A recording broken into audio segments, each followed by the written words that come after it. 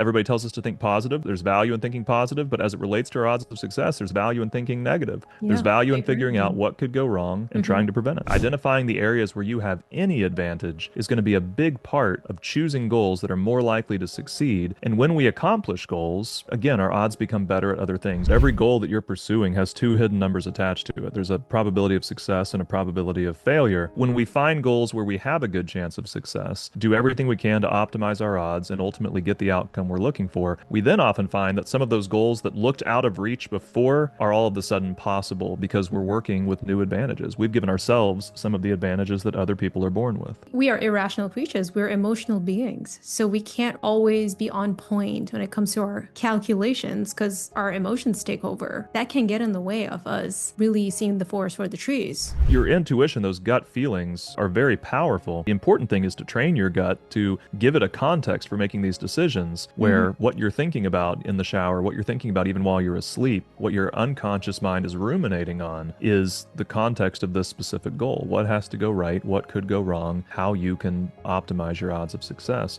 When you're doing that, I think your gut's going to give you better answers. Resilience is really important, is when it looks like your odds are good, but the road to success is hard. That's absolutely a time where it's incredibly important to do what you can to stick with it, because at that point, the biggest threat to your success is simply giving up too soon.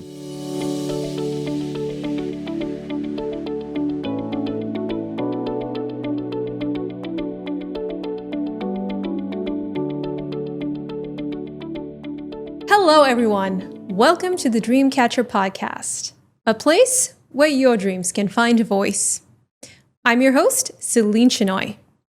Thank you to all of you who return every week to tune in to become a better version of yourself. Make sure you hit subscribe if you haven't already, and rate our show if you enjoy this episode.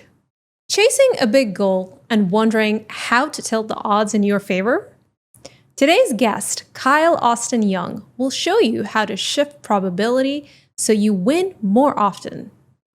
While you can't control everything, he believes you can improve those odds by becoming the person who can succeed.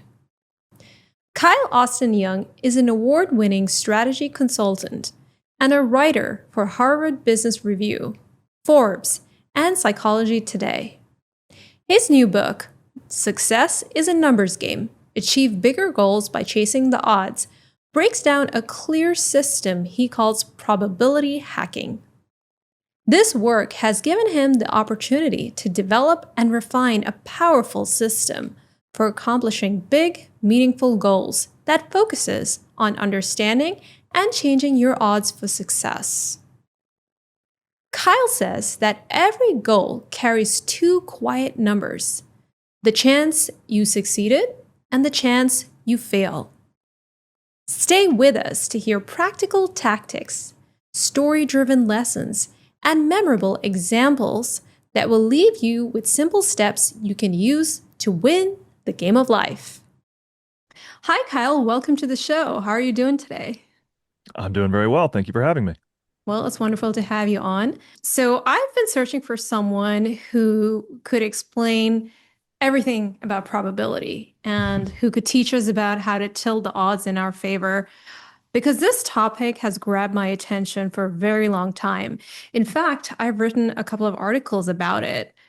And I just think it's so important because people just miss out on the fact that life is a numbers game. And we see it in so many areas of our life, our daily choices, business, career, long-term plans. So I'm just so glad that you actually spotlighted this in your work and more recently in your new book titled Success is a Numbers Game. Well, thank you for having me. I'm excited to be here, and I completely agree. I want to say this up front, I'm not a mathematician, I'm not a statistician. I'm a business strategy consultant who had a framework for how I handled client relationships that over time was leading to these remarkable success stories from people who often weren't necessarily expected to succeed, especially in the early stages of my career. And over time, people would hire me and they'd ask me, what do you think? What do you think about this project? What do you think about this goal that I have? And as I did that for a number of years, the question started to shift a little bit more into how do you think? What is it that's behind some of these success stories that you've helped create? And so I began writing for sites like Harvard Business Review and Fast Company and Forbes and Psychology Today, Boston Globe, many others. And ultimately, I was given the opportunity to write a full book that was designed to unpack this consulting framework. And I needed a way to explain it. And so it was really at that point that I identified that math was the most straightforward way to explain how I was approaching these projects and was able to discover that there was a really rich mathematical basis for the work that I'd been doing for years. That wasn't necessarily the intention when I first started, but in the process of writing that book, and that took years just by itself, I was able to put together a framework that I think allows people to act like a consultant in their own lives to some extent. They don't necessarily have to hire me or someone like me. They can optimize their odds of success and hopefully see better outcomes as a result. We'd certainly expect that. Hmm. When did you first discover, the fact that hidden odds drive decision making, whether in business or in life? Well, I don't know if hidden odds do drive decision making. I wish that odds drove decision making. That's one of the things that I'm trying to convince people of, is that every goal that you're pursuing has two hidden numbers attached to it. There's a probability of success and a probability of failure. A lot of us make decisions around what we want to be true, what we hope will be true. We use commitment or desire as kind of an antidote to uncertainty, and I don't believe that it is, at least certainly not on its own. If I'm, for example, maybe training to run a marathon and I have to stick religiously to a training plan, a fitness plan, in order to be ready to go on race day, if it rains on one of the days when I need to train, no amount of me, wanting to run this marathon is necessarily going to make the rain go away. I instead need to take some really practical steps to be prepared for a situation like that. Maybe I have a gym membership that allows me to run indoors. Maybe I have an extra set of running shoes that I keep in the car. So if there's a gap in the weather, I can take a break and try to go for a run. So I'm trying to actually convince people to think more about their odds of success when it comes to decision making. Most people, I think, look at their feelings in the moment. If they're going to commit to run a marathon, they stop and say, I really want this. I'm so excited about this. I'm going to do it. And that's what drives the decision more than actually considering what are the things that it's going to take to accomplish this goal? What are the things that could go wrong? What are my odds of success? So that's sort of the first, I guess, kind of drum that I'm beating, is convincing people to stop and really look more objectively at their odds of success. And I teach people how to do that by showing them how to create what I call a success diagram. A Yeah, success diagram is where you tell us about that because go I ahead. found that quite fascinating. Yeah, So I'm glad that it was helpful. yeah, yeah. Yeah, because I've never come across, a structured way of actually illustrating our odds in a way that isn't super complex or esoteric. So yeah, tell us about that. Well, my goodness, what a compliment. Thank you. I take that to heart. A success diagram is where you map out everything that has to go right in order for you to accomplish a goal. And if you want, there's an opportunity to then layer some very simple math on top of that to get an actual number that is, an estimate of how likely you are to succeed at something. So if you'd like, I'll kind of maybe flesh out that marathon example a little more. Would that be helpful? Sure, go ahead. So let's say that I've decided I want to run a marathon. I have 90 days to get ready. That's not a lot of time. Most people need more than that. But I hire a running coach and she says, I can get you there. I can have you ready in time. You're going to need to do three things. You're going to need to stick to my fitness plan, my nutrition schedule, and my sleep schedule. If you train the way that I tell you to, eat the way that I tell you to, and sleep the way that I tell you to, I can have you ready in 90 days. But you have to stick with this. If you cheat at all, you're not going to be ready. You just don't have enough time. Mhm. So we have three things that have to go right for us to accomplish this goal. We have to eat the way she says, train the way she says, and sleep the way she says, okay? So let's say, just for the purpose of this example, and I'm going to reach for my phone just to open the calculator app. Let's say that we think there's a 70% chance we'll follow the sleep schedule. And I'm sorry that I keep changing the order on you. A 70% chance we'll follow the nutrition plan and a 70% chance that we'll follow the fitness training plan. Okay. So that's zero Mhm. point 0.7 times zero point 0.7 times zero point 0.7. What a lot of people are surprised to learn is that's a 34% chance of success. Mhm. What most of us do in our minds when we consider the things that have to go right in order to accomplish our goals is we average. So if we have three things that need to go right, and there's maybe a 70% chance of each of them, we average that in our heads to think that we have a 70% chance overall. Or if there's some prerequisites that feel really likely and some prerequisites that feel unlikely, we meet in the middle. We say, okay, so my odds are okay. But the reality is, if you have even one prerequisite step that has a very low chance of happening, your odds are going to be terrible. It doesn't Mhm. matter how many things are going your way. If we, I'll pull my calculator out one more time and just say, let's say that we're preparing for something. Maybe I'm trying to launch a new product to market, and I'm going to need my boss's approval. I'm going to need a working prototype by a certain deadline. I'm going to need to find a manufacturer who can stay within my budgetary constraints. I'm going to need distribution. Let's just say that we feel great about almost all of these things, 90%, 90%, 90%, 90%, which is probably unrealistic. But let's say there's even one step in that process that's unlikely. Maybe it's securing the manufacturer. Let's say that's a 10% chance of success. Well, we're at a 6.5% chance overall. That's what most people aren't realizing. They don't actually map things out to recognize that if even one step in their goal is unlikely, they're going to have a hard time accomplishing it. And if there's a lot of things that need to go right, and many Yeah, complex goals do have a lot of things that need to go right, that's right. also going to hurt you. We are irrational creatures. We're emotional beings. So we can't really always be on point when it comes to our calculations because our emotions take over.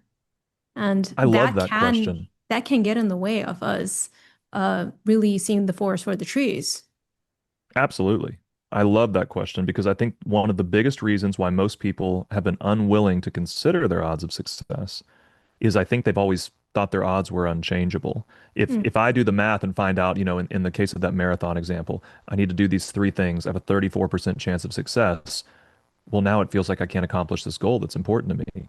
That's always felt like a dead end. And my goal for this book is I don't want it to be a dead end. Most of my book is about what I call probability hacking. It's not about understanding your odds, it's about changing your odds. Now that we know, as of right now, we don't expect you to be ready on race day. We have an opportunity to go back to that same success diagram where there's three things that need to go right. And what we do next is we try to identify potential bad outcomes. For every one of those prerequisite steps, in the book I call them critical points, we try to identify the potential bad outcomes that could happen instead of what we want. So when it comes Yeah. to the idea, POBs, if I'm not mistaken. PBOs, PBOs, excuse me. PBOs, no, very Yeah. close. Yeah, potential Yeah. bad outcomes. No, it's exactly right. No, I appreciate the work you put into understanding this framework even before Yeah. I got here. Thank you for doing that. So let's brainstorm some of those together. There's a fitness routine. I need to stick with it for 90 days. I need to run at the times when I'm told to run. What are some things that could derail that? And I don't mean that rhetorically. Really, what are some things that could get in the way and keep me from sticking with that plan? An injury? Sure. That makes a lot of sense. An injury could potentially derail that. So what can I do? A common injury for runners is shin splints. There are some Yes. specific stretches you can do before you run to help prevent that.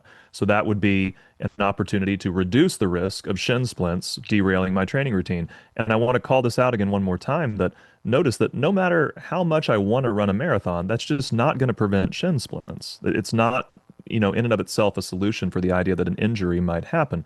But if I were to do some stretching before I ran, I might actually prevent that. What are some other things that could get in the way? Maybe a lack of motivation on any given day. Maybe I wake up one day and I'm just not feeling it. It's cold Yeah, outside. maybe I'm not there's in the mood. something in your life that's just not going right. Your relationship, Totally. your career, you're just not feeling it. 100%. It could be any number of things that could go wrong that might have nothing to do with running, but that could steal some of the energy and motivation that I need in order to run consistently. What can I do about that? Maybe I need a running partner. Maybe I need somebody who's going to get up and do it with me. So there's a little bit of accountability, a little bit of expectation, a little bit more reason to show up on any given morning. So that's another example. We'll make up a third and say that, a busy schedule is certainly something that could get in the way of my training. What can I do to actually prevent that bad outcome from materializing, prevent busyness from sabotaging my success when it comes to getting ready for this marathon? Well, I mentioned earlier, maybe we need to keep an extra set of running shoes in the car so that we have more flexibility. Maybe we need to try Mm. to train first thing in the morning before some of the demands of the day are able to creep in and distract us, maybe even take over our schedules. So, what we've done here is we've graphed out everything that had to go right. We estimated individually how likely we felt like we were to complete each step. Then we just got our phone out and did the simplest math in the world, and we realized that our odds of success weren't very good. As of right now, we were doing this goal. Maybe we're even telling people on Facebook or Facebook. Sorry, I'm old. Maybe we're telling people on Instagram. Who knows what we're using? We're telling them I'm going to run a marathon in 90 days. We're telling other people about it. We're bragging about it. We're excited about it. Hmm. Perhaps never even realizing that no one would expect us to accomplish this if they stopped to consider the three things that had to go right, how likely each of them were to happen. No one would actually predict us to succeed. So now instead, we've gone a step further. We've identified potential bad outcomes. We've done what I call probability hacking. We've tried to make the potential bad outcomes less likely to happen. And by doing that, we've increased the odds of getting what we want. One of the arguments that I make in the book is it's been said that selling is overcoming objections. And when we probability hack, we're kind of trying to sell life on the future that we want. We're trying to sell Oh, I love life on that. the outcome You're that we're trying to looking sell for. life on the outcomes that we want.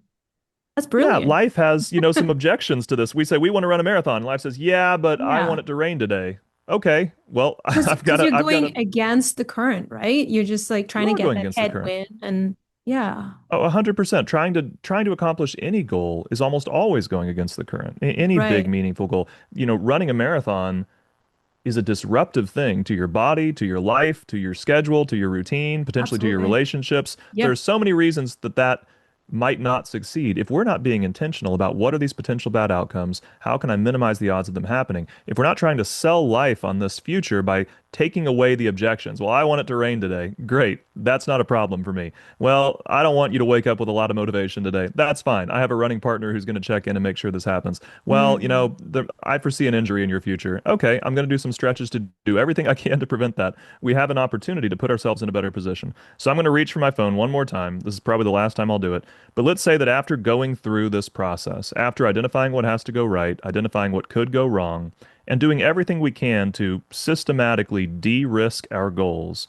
Let's say that we feel like there's now a 90% chance we're going to stick with this fitness plan because rain's not going to derail us anymore. A lack of motivation is not going to derail us anymore. An injury is less likely to derail us because of the stretching that we're doing. Let's say we think there's a 90% chance we're going to stick with the fitness plan, a 90% chance we're going to stick with the nutrition plan, a 90% chance we're going to stick with the sleep schedule. We didn't talk about those, but we get the idea we could do that Hmm. same thing. Yeah. Now there's a 73% chance we're actually going to be ready on race day.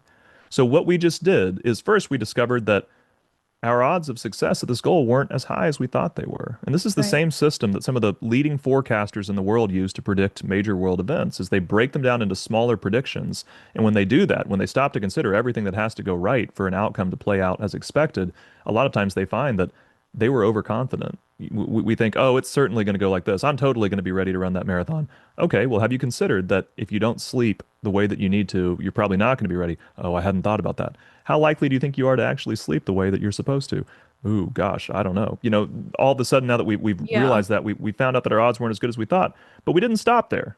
We realized that we can do something about that. We can change our odds of success. It's as simple as sometimes I joke, I call it think negative. Everybody tells us to think positive. There's value in thinking positive, but as it relates to our odds of success, there's value in thinking negative. There's Yeah. value I in figuring out agree. what could go wrong and Hmm. trying to prevent it. Yeah. Yeah, absolutely. And I love the example you gave about Michael Phelps and how people like him have an unfair advantage in swimming because of the way his body is, the way his body is, and how he was beaten by this kid because of the swimsuit he was wearing. And what do you have to say about that? Because it feels like could he have foreseen something like this, or was there was he just too did he was he just too overconfident that he was going to crush the little kid in the sport? So Sure. Yeah, I tell a yeah. story in the book about how these high performance swimsuits impacted, or many people believe that they impacted how many world records were set at the World Championships, at the Olympics, because they streamlined swimmers' performance in the water. And there was a race where Michael Phelps actually went in as an underdog and lost to a teenager at the peak of Mm. Michael Phelps' career. And people blamed the swimsuit that this kid was wearing. And what I think is interesting about that is I share a quote in the book of an aerospace engineering professor who says that Michael Phelps is the perfect body for swimming. He has some natural advantages. And I think that most of us, I think of myself as pretty average. I think most of us think of ourselves maybe a little above average. We probably don't think that we were born with the most advantages in the world. We probably don't think that we're the most physically gifted person we know. We probably don't think that we're, kind of a nepo baby, somebody who was born with incredible connections or family wealth. And because of that, that means that in competitive goals, and many goals are competitive, even if they don't appear to be, maybe you're trying to get a book deal as an aspiring novelist. Yeah. Well, there's And only you so did much that, money in the, right? You did that for well, not your as a novelist, but I did yeah, that as yeah. a business author. Yeah, Yes, yeah, yeah, yeah, that. yeah. No, absolutely. There's only so much money in the publisher's budget. They're not going to be Mhm. able to give out infinite book deals. So there's a Sure. competitive element to that. Well, when we recognize that some people were born with advantages we don't have, it highlights even more the need for us to be intentional about our odds of success. A lot of people look at the world and they say, it's rigged, it's unfair. These people have advantages that I don't. And that's real. That is real. That That is real. inequality is real. What's Yeah. not real is the idea that there's nothing you can do about that. I'm not saying that the inequality doesn't exist. I think it does exist. I'm not saying it's But not a problem. I think it is a problem. But you Kyle, do you can. think it helps to identify the area in life where you do have a slight edge so that you Oh, can, absolutely. yeah. The areas where you have an edge are areas where you are more likely to be successful.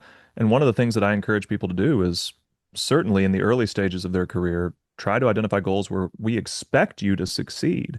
If you're chasing all of these big goals with a very low probability of success, you invest all of this time, all of this money only Mm, to fail. And at the end of it, you maybe don't have anything to show for it. Hopefully you have some insights, but you might have debt, you might have burnout, you might have, some broken relationships. We'd really like to see you succeeding at some of these early goals, trusting that that will improve your odds of success in the future. So yes, if there's an area where you are above average, and I'm confident that there is, for all of us, certainly above average, I would tell you to make the most of it. I want to get these numbers right. So if it's all right with you, I'm going to pull something up.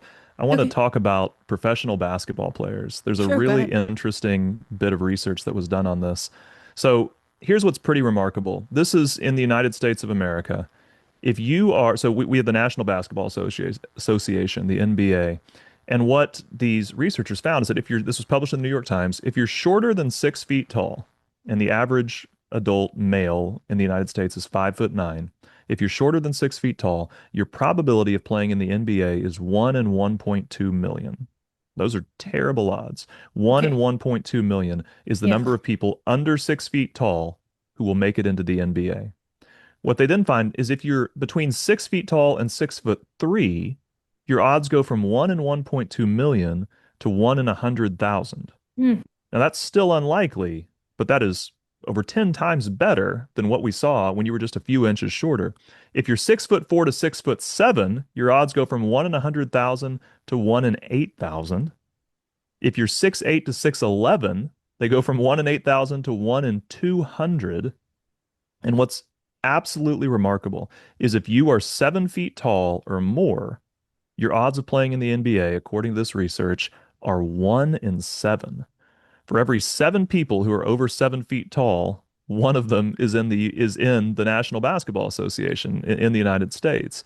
So that shows how regardless just of these skills, like their ability to play the sport. well, there are certainly other attributes. So a Yeah. more skilled 7 footer's going to have much better odds than Right. a less skilled 7 footer. It's not that all 7 footers make it into the NBA, but 1 out of 7 of them do. And the Yep. only difference in this filter is height. That's the only change here. So skill is certainly going to help you become that 1 in 7.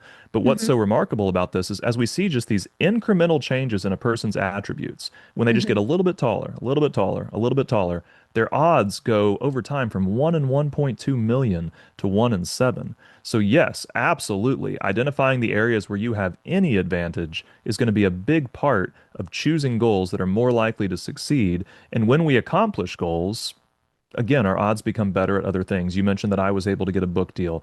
I'm very Hmm. thankful for that. As Because an of the book author, I deal, was I was intrigued by that. And yeah, that's with a really absolutely. good Because publishing house. I really appreciate that. They've been Yeah. great, and I'm very thankful for the opportunity. Because Hmm. of that book deal, so many goals are easier for me. I get to come on this podcast. This would have probably been harder without the book. I get to write for major publications. Some of those would have been harder without the book. There are consulting clients who are more likely to work with me now because they see the book. So when we find goals where we have a good chance of success, do everything we can to optimize our odds and ultimately get the outcome we're looking for, we then often find that some of those goals that looked out of reach before are all of a sudden possible because we're working with new advantages. We've given ourselves some of the advantages that other people are born with. Right. That's interesting. And does having a wider time horizon help? I mean, I'm guessing it would, right? Because then you would have more opportunities to just keep trying again and pivoting as required.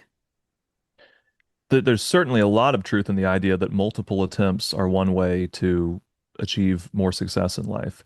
A line that I use in the book is sometimes you don't have to beat the odds, you only have to play them. Everybody's trying to beat the odds. They hear that they have a 10% chance of success. How am I going to beat the odds? Well, what if you just played the odds? What if you tried 10 times? Because what a 10% chance of success means is we predict in 10 attempts, 9 failures and 1 success. And at the societal level, this is how people get lucky, right? We will see someone, maybe 10 different people start a business. 9 businesses fail, one succeeds, and we say, well, that person, they got lucky. Most businesses fail, but theirs worked. And so Yeah, or that's meet kind the of how love we. of their life.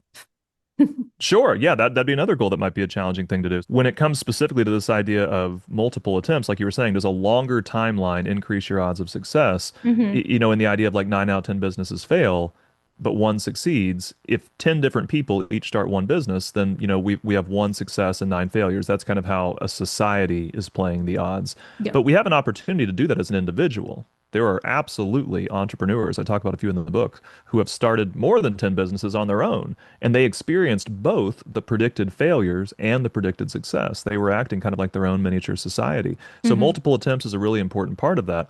In terms of how do I increase my odds of finding the love of my life, what's a little bit challenging for that for me is I need an outcome that I can say constitutes success. So the first thing you would need to do is, well, that's what's challenging, I think, is I don't know if you can necessarily write down on paper what it needs to be for a person to become the love of your life. I think a lot of times what we find is that it might be someone who wasn't what we were expecting. And so in that sense, when you don't necessarily know what you're looking for, I can help you. If you know what you want, I can help you get it. In the context Got of a it. relationship, I think Mm. the journey is discovering that what you want might not be what you thought you wanted, or it might look different than you thought it would look. Hello, everyone.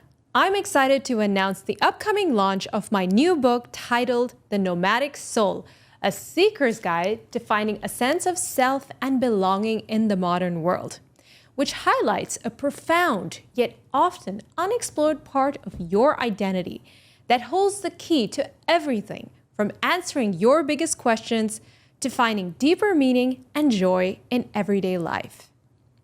Visit thenomadicsoulbook.com to learn more, download a free chapter, or to buy a copy. So, when you look at these critical paths to success, Kyle, what habits or step do most people skip? Where do they trip themselves up? Like, what are the blind spots that they have that they are not considering? A lot of the blind spots that people bump into, we've addressed in the sense that they aren't actually thinking about what has to go right in order to accomplish a goal. When they aren't actually multiplying out the odds of each of those things happening, they're typically averaging. They're saying, I feel pretty good about each of these things individually, so I feel pretty good about the goal. But if you need all of those things to go right, you can't average. You have to multiply, and that'll totally change the numbers.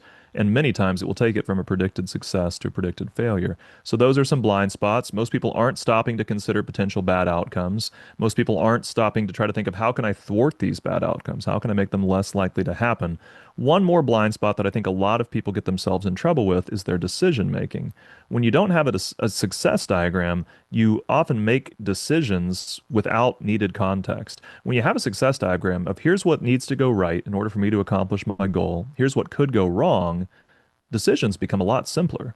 If I'm considering should I hire freelancer number one or freelancer number two, I can look at that diagram. I can look at the steps that are coming up. I can look at the potential bad outcomes and ask myself the question, which one of these people is going to have a better impact on this diagram? Which one of these people are going to maybe help me overcome some of these potential bad outcomes?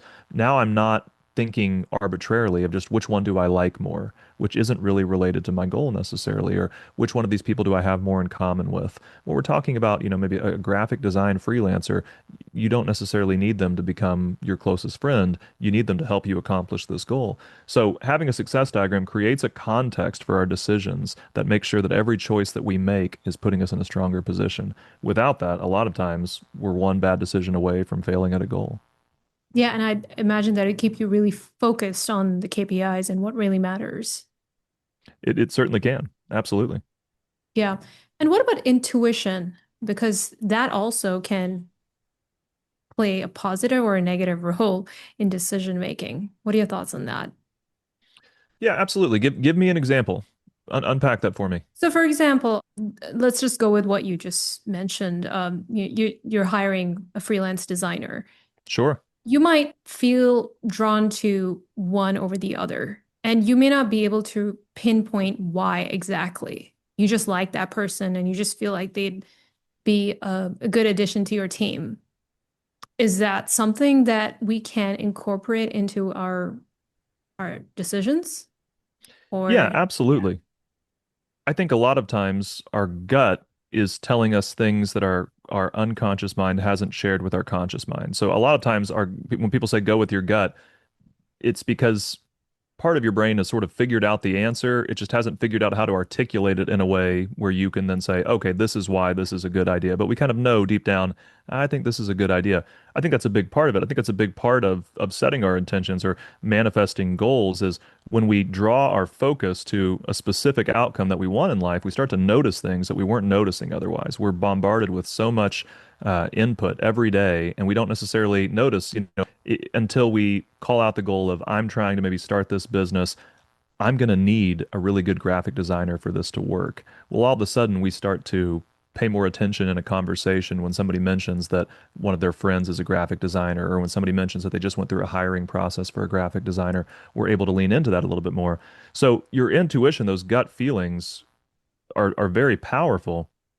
The important thing is to train your gut to give it a context for making these decisions Mhm. where what you're thinking about in the shower, what you're thinking about even while you're asleep, what your unconscious mind is ruminating on is the context of this specific goal. What has to go right? What could go wrong? How you can optimize your odds of success. When you're doing that, I think your gut's going to give you better answers versus if we're just making that decision independent of any real context. Great answer. Something else that you write about in the book is resilience and the importance in sticking with things, regardless of, well, even if you do face a lot of challenges and failed attempts. Talk a little bit about that. Sure. I don't encourage people to stick with goals that are probably going to fail. I actually encourage people to put those goals on pause in favor of goals that are more likely to succeed. I mentioned earlier how a book deal might create a variety of opportunities. So if I'm trying to, for example, win over a client that, just I can't seem to get my foot in the door with this big organization, for some reason they don't see the fit or they're worried that I don't have what it takes, it might be wise for me to pursue a different goal for the time being, like getting on some podcasts, getting a book deal, writing an article for HBR, things that I've done before, and then go back to that goal now that I have more advantages and a better chance of success. Where resilience is really important is when it looks like your odds are good, but the road to success is hard. That's absolutely a time where it's incredibly important to do what you can to stick with it because at that point, the biggest threat to your success is simply giving up too soon. Yeah. And I think that that's a threat that derails a lot of goals. I think there are a lot of things that we could have accomplished had we stuck with it, and maybe we didn't. One of the nice things about quitting, though, is it is a potential bad outcome. It is something that you can address in probability hacking. We talked about running a marathon. You might wake up without a lot of motivation that day. Well, there's things you can do about that if you identify that as a real risk. And so, one thing that I think is really intelligent, Jeff Hayden, he's a columnist for Inc. I talk about this in the book. He has something called the 2 week rule. He says that if you are going to pursue a goal that you're considering pursuing it, he says try for 2 weeks without making any big financial investments. Don't, if you're trying to start a t-shirt company, don't go buy a screen printing press. Don't go make a big financial investment, but try to pursue it for 2 weeks. And then after 2 weeks, stop and take a look around and see if you still feel motivated to accomplish this. See if this was just maybe kind of a spurt, just an idea that kind of came through your head, a flash in the pan, so to speak, or see if this is something where there is a deeper well of Mhm. motivation for you to tap Mhm. into. I think that 2 week test is very smart, and I think it is important. Part of resilience is doing what you can to reduce your odds of quitting. When it came to the marathon, we talked about finding a running partner. There's certainly other things you can do as well. Part of resilience also, though, is being intentional about the goals we choose and trying to choose goals that aren't going to be so punishingly difficult that we're going to want to quit. I used Yeah. to run a subscription stationery business with my wife, and every month we needed to have a new box of stationery ready to send out to our subscribers. And the goal was to get people to write more handwritten letters. We had research that showed that that could be really rewarding, both for them and for the recipient who was maybe used to getting bills in the mail. So we would send people some cards with some prompts and say, use this card to reconnect with an old friend. Use this card to say thank you to someone who had an impact on you. Use this card to check in with someone who you know has been having a hard time. And it was great. We had happy customers. It was a lot of fun. But that goal was challenging because every month we had to have a new box ready. And my wife was doing a lot of the calligraphy. We needed to have new cards made, printed. There was just very little margin for error. And so, because of that, if one of us got sick in a month and there's just the two of us running this business, that was a big problem. If we Hmm. wanted to go on a vacation that month, if it was the holidays, if we had some kind of family commitment or work commitment, it was really difficult. So, what we ultimately realized was we had started a business that had a model that was hard to stick with because it Yeah. wasn't in alignment with our lives. It wasn't in alignment with our routines or with our capacities, given that we both had full-time jobs outside of this company. So we ended up shutting that down. And one of the things I learned from that was to choose business goals or side hustle goals that had a model that made sense for me. So one of the things Yeah. I did after that, I started a website that reviewed e-learning platforms like Masterclass and Skillshare. What was great about that website is since the traffic was coming in from SEO, I could take a month off and that was okay. Mm. I still had Google sending me traffic, and then when I had time to invest, I would invest. That model made a lot of sense. I have a course about how to write for major publications like HBR and Fast Company. I only sell that course a couple of times a year. So I learned from having a monthly subscription business that that was a tough goal to stick with. It was easier to have a goal that I could check in with a few times a year and still see great financial success. So a big part of resilience, it's not, there is a grit component to it, but a lot of it just comes with don't choose a goal Yeah, that be you're going smart to have a about it. really low chance of sticking with. Yeah, yeah. It has to be sustainable. Sure, 100%. Yeah, and not 100%. too high investment that you burn out or you quit because it Yeah, that's takes too much exactly work. right. That's exactly right. And I think Yeah. that 2 week test is a great way to get a sense of how likely you are to go the distance. If after, if I had done that with a subscription box, if I had tried to get a box together on the actual timeline that I would have needed to do it every month, I think I would have realized very quickly, oh, this is going to be hard to stick with. Instead, I went and got a bunch of customers and had Mm. people expecting things from me. Okay. Interesting. So it's good that you got that insight earlier than later. Yeah, it was. Yeah, yeah, great. Well, Kyle, thank you so much for such an insightful conversation. I mean, you've shared some really great practical tools for that all of us can apply in all areas of our life. And I truly believe that when each of us wins at a personal level, we all win together. So thank you for introducing us to this very valuable tool. I'm glad. I've enjoyed this. This has been a lot of fun. Thank you for the great questions and for helping me think through some of these examples. It's been an honor to be here. And I just want to let our listeners know that if this episode spoke to you and you want to learn how to beat the odds, be sure to pick up Kyle Austin Young's book, Success is a Numbers Game, wherever books are sold.